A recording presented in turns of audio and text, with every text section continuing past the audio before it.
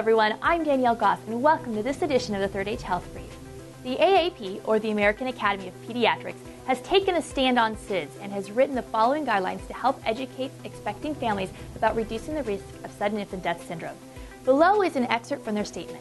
To read the full guidelines and policy, visit the www.aappolicy.org.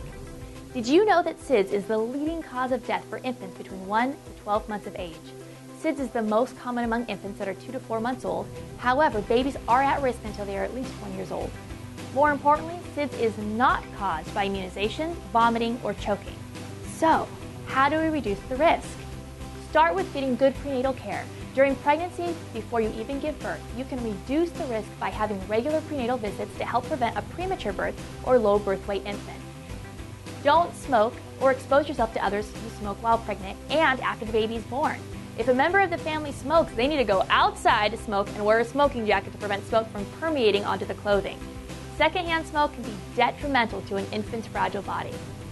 Next, breastfeed your baby, and if possible, for at least 6 months, preferably for 1 year. Overwhelming research has shown that breastfeeding can greatly reduce the risk of the increased antibodies and digestive capabilities of breast milk. Statistically, most SIDS babies were formula fed. Due to the different protein breakdown in formula and the ability to accidentally overfeed a formula-fed baby, puts the infant in more of a deep sleep, almost similar to a drug-induced sleep, which makes it more difficult for the baby to wake up. Next, make safe sleep practices a part of your daily life, meaning place baby on their back. Side position is not as safe since a baby is more likely to accidentally roll onto their stomach. Remember, face up to wake up.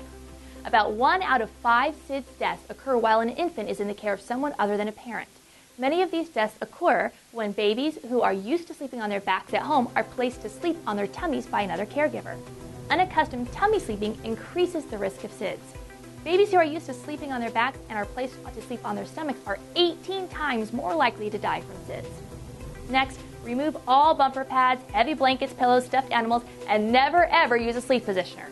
To date, there is no scientifically sound evidence that infant sleep positioners prevent SIDS.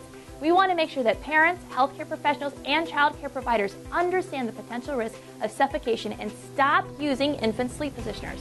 Only thing in the crib should be your baby. Have the baby sleep on a new, firm, not soft mattress. Used mattresses harvest harmful bacteria that can lead to asphyxiation. Have the baby room in with you in either a cradle or a bassinet that has been FDA approved for at least the first 8 weeks of life.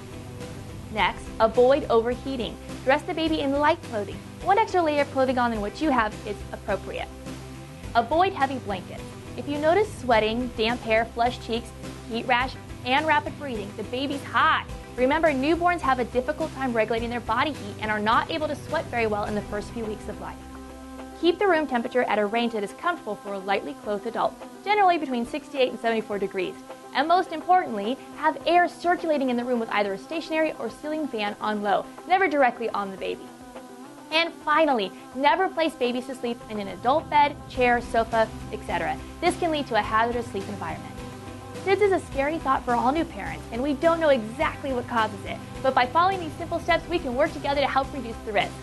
Well, that's going to do it for this edition of the Third Age Health Brief. I'm Danielle Goss. Thanks for watching.